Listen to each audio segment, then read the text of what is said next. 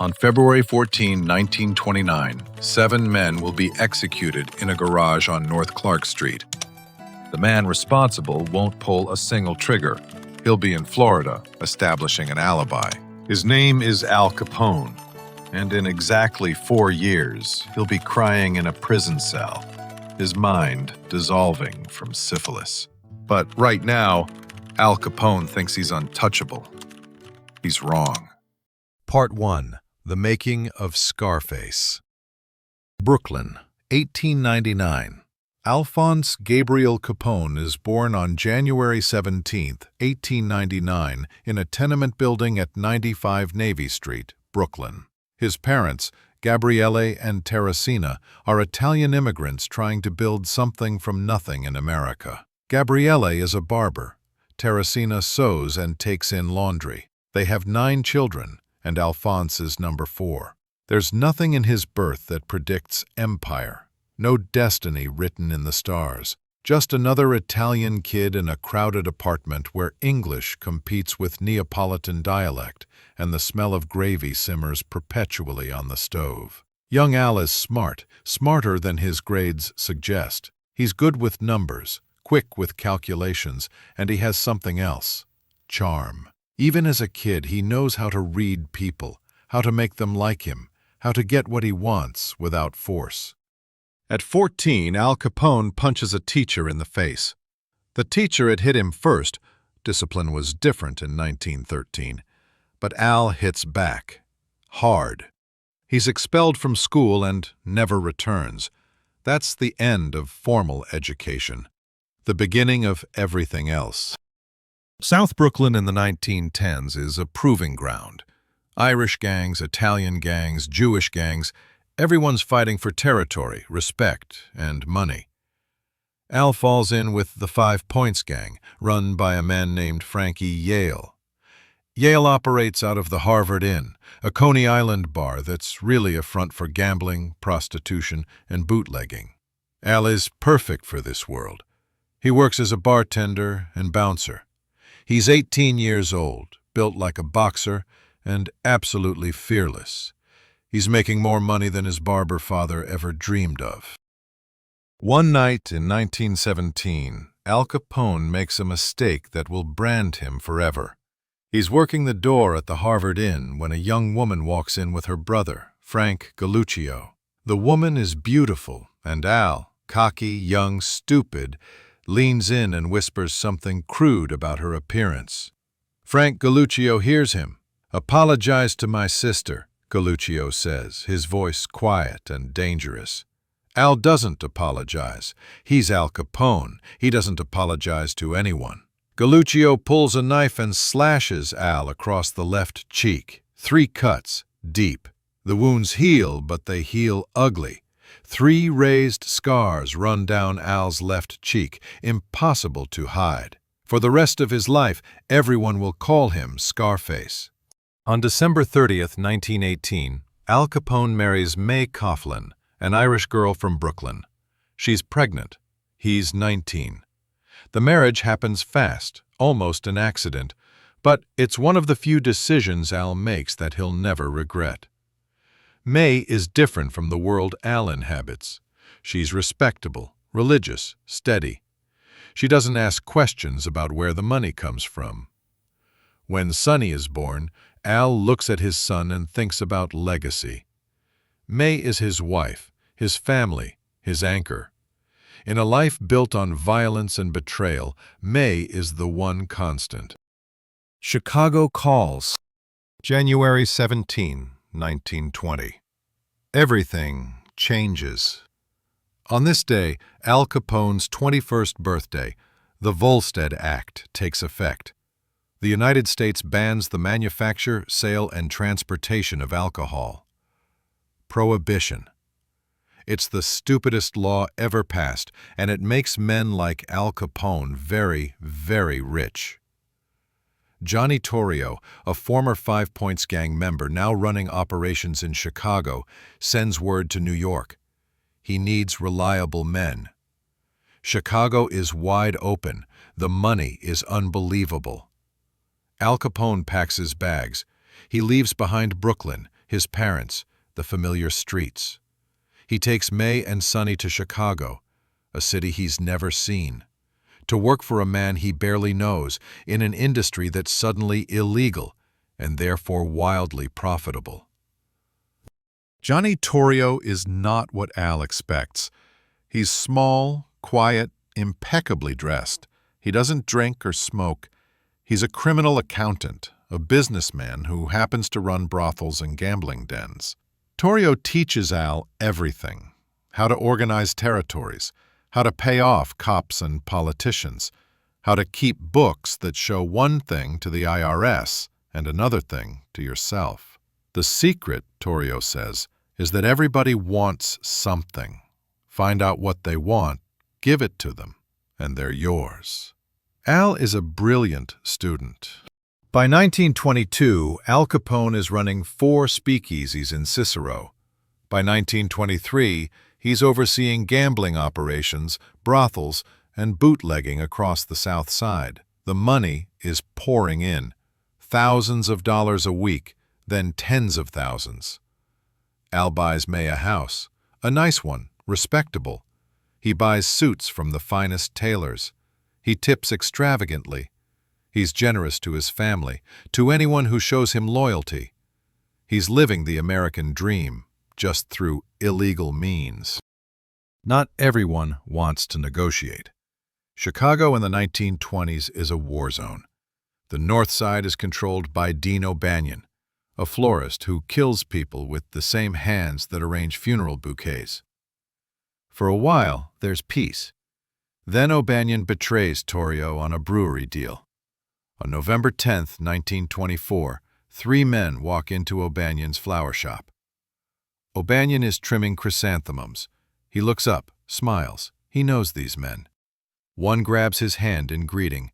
The other 2 pull guns and fire 6 times.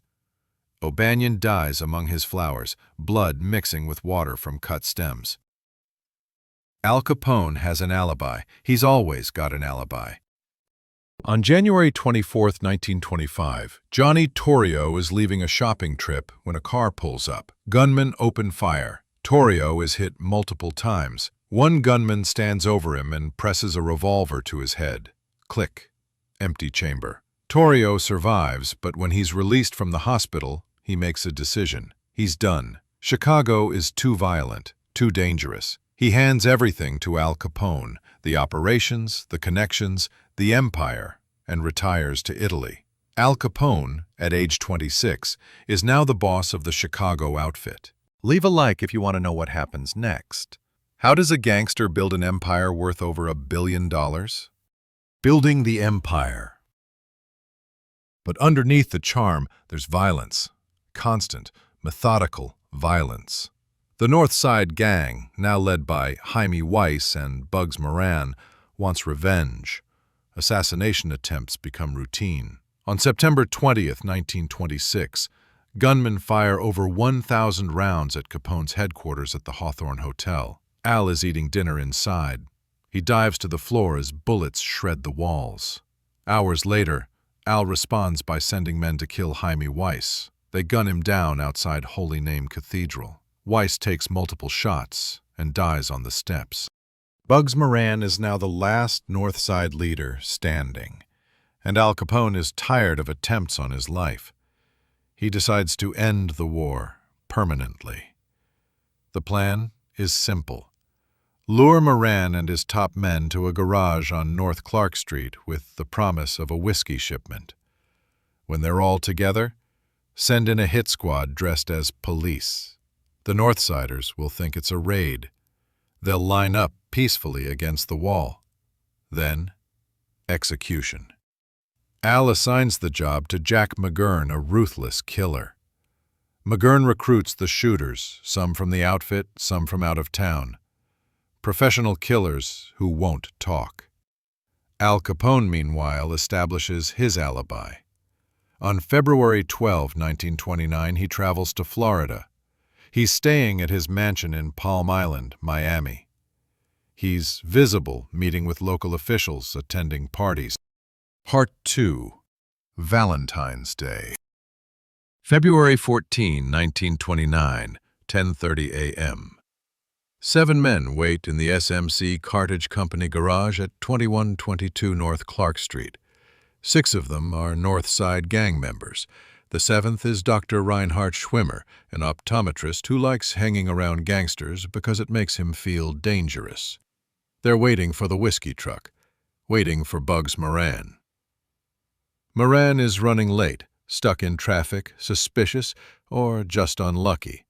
He's 2 blocks away when he sees a police car pull up to the garage. He turns and walks away. That decision saves his life. 10:32 a.m. 4 men exit the police car. 2 are dressed as Chicago police officers, authentic uniforms, badges, everything. 2 are in civilian clothes, long coats concealing Thompson submachine guns. They enter the garage. The 7 men inside see the uniforms and assume it's a routine raid. "Line up against the wall," one of the fake cops orders. The 7 men comply. They face the wall, hands in the air. They've done this before. They'll be fine. Then the men in civilian clothes step forward with the Thompson submachine guns. The guns fire at a rate of 1,500 rounds per minute. The sound is deafening, endless. Spent casings rain onto the concrete floor. The muzzle flashes light up the dim garage like lightning. The 7 men against the wall are torn apart. Bullets rip through bodies, through bones, through the brick wall behind them. One man tries to turn, to fight, and the bullets nearly cut him in half. Another crumples immediately. A third takes a full burst to the head. It lasts maybe 90 seconds, but 90 seconds of machine gun fire is an eternity. When the shooting stops, the gunmen calmly walk out. The 2 fake cops have their hands up, arresting the 2 civilians, maintaining the illusion of a police raid. Inside the garage, 7 men lie in spreading pools of blood. 6 are already dead or dying. 1 is still alive. Frank Gusenberg has 14 bullet wounds. 14. Through his chest, his stomach, his arms, his legs. He's lying in his own blood, watching it pump out with each heartbeat. Real police arrive. A detective asks, "Who shot you?" Gusenberg, blood bubbling from his mouth, follows the code. Even dying, even betrayed and executed like an animal, he follows the code. "Nobody shot me," he whispers.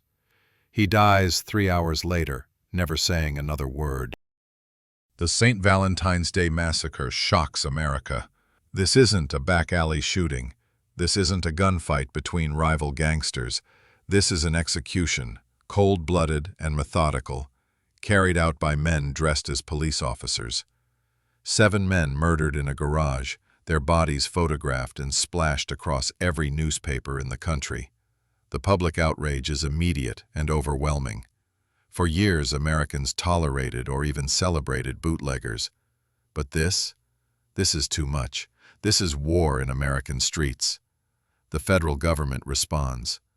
President Hoover orders the Treasury Department to go after Al Capone. Al Capone in Florida is confronted by reporters. "I'm a businessman," he says, smiling. "I don't know anything about any massacre." He's got an alibi. He's got lawyers. He's got politicians in his pocket. He thinks he's safe. He's not. Part 3. The Fall. 1929 through 1931. Al Capone has survived wars, assassination attempts, and rival gangs. He's bribed half of Chicago's police force and most of its politicians. He's essentially immune to local prosecution, but in 1929, the federal government assigns a new agent to the Capone case, Eliot Ness. Ness is young, idealistic, and, critically, not corrupt. Meanwhile, another team, led by IRS investigator Frank Wilson, is doing something Al never saw coming, examining his finances. Wilson is an accountant, not a cop. He's interested in ledgers, receipts, and bank deposits. The numbers tell a story. Al Capone spends money like water. He owns mansions. He wears expensive suits. He tips bellhops with $100 bills. His spending is visible, documented, undeniable. But according to his tax returns, he makes almost nothing. Wilson digs deeper. He finds receipts, records from businesses that Capone fronts. He interviews bookkeepers, accountants, anyone who might have handled Capone's money. The case builds slowly, carefully, not through violence or drama, but through paperwork. Boring, methodical, devastating paperwork. Like this story? Share it with someone who loves true crime. Subscribe for more tales of criminals who thought they were untouchable. On June 5, 1931, federal agents arrest Al Capone on charges of income tax evasion. Not murder, not bootlegging, not the Valentine's Day massacre. Taxes. Al laughs it off. It's nothing. His lawyers will handle it. But the evidence is overwhelming. Wilson has built an airtight case.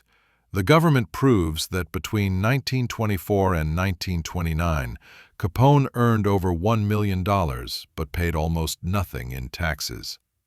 The trial is a media circus. Capone sits in the courtroom in his finest suit, smiling for cameras, confident that his connections will save him. They don't. On October 24, 1931, Judge James Wilkerson sentences Al Capone to 11 years in federal prison. Al is shocked. The King of Chicago is going to prison.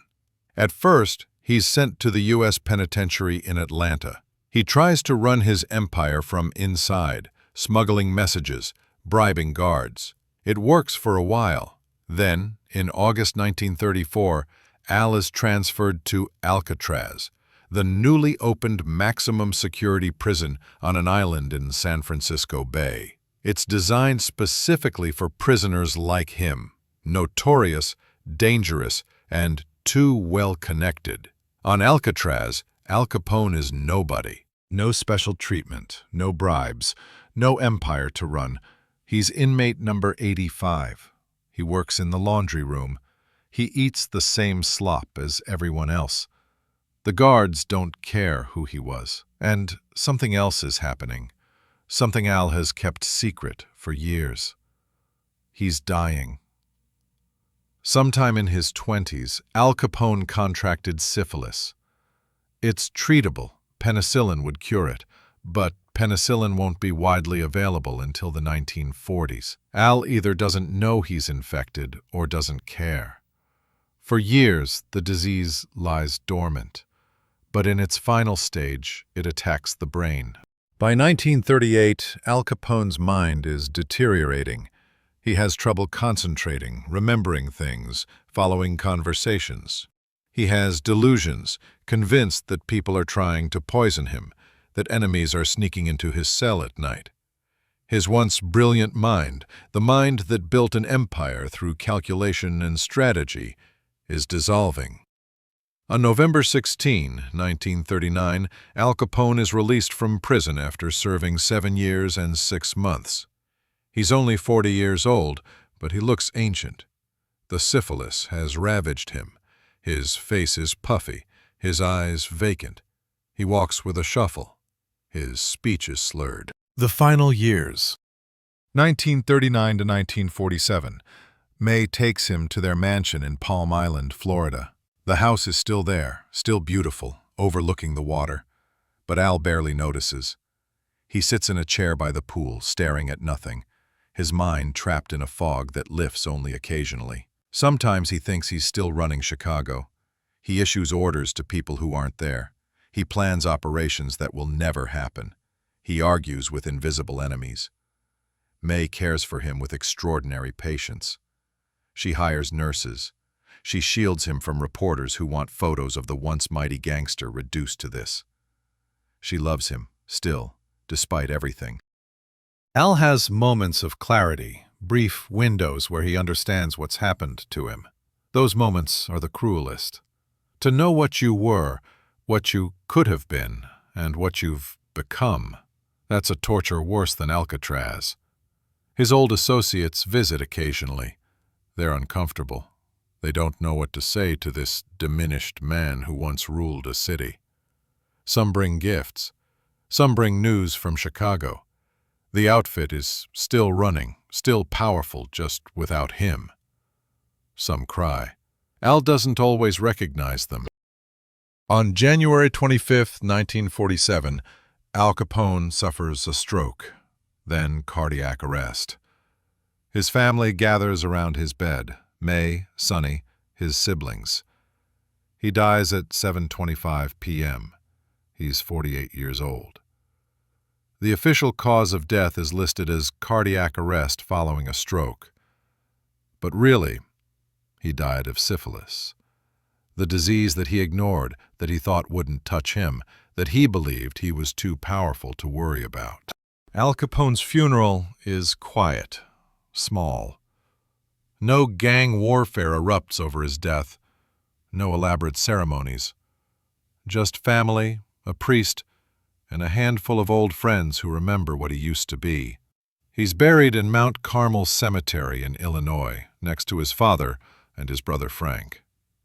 The grave is modest, no grand monument, just a simple headstone. Epilogue: The Legend and the Cost. In the decades since, Al Capone has become what he always wanted, a legend. Movies portray him as a charismatic anti-hero. TV shows romanticize his violence. The soup kitchens are remembered, the murders conveniently faded. He's Scarface, the immigrant who seized the American dream through force of will. But the legend misses the truth. The truth is that Al Capone destroyed lives, not just his enemies, but those of innocent people caught in gang warfare, bartenders killed in crossfire, children orphaned when their fathers were murdered over territory, communities terrorized by violence. The truth is that he corrupted an entire city's government, making a mockery of law and democracy. The truth is that he died young, his mind destroyed, his empire gone. The Valentine's Day Massacre, his masterpiece of violence, didn't secure his power. It ended it. The public outrage gave federal authorities the political will to bring him down. His greatest triumph was his greatest mistake. And the thing that finally destroyed him wasn't violence or competition or law enforcement tactics. It was numbers, arithmetic. An accountant with a ledger who proved that even the most powerful man in Chicago had to pay taxes. There's poetry in that somehow. The man who mastered street violence, who bribed entire police departments, who survived assassination attempts and gang wars, he was beaten by math. Prohibition ended in 1933. The entire foundation of Al's empire, illegal alcohol, vanished with the stroke of a pen. All that violence, all those deaths, all that corruption, for a law that lasted 13 years. In the end, what did Al Capone accomplish? He got rich, briefly. He was famous, sure. He was powerful, for a moment. But he died young, his mind gone, his empire dissolved, his family marked by his crimes. The legend says Al Capone was untouchable. The truth is simpler. He touched too much, and it destroyed him. 7 men died in a garage on February 14, 1929, because Al Capone wanted to eliminate competition.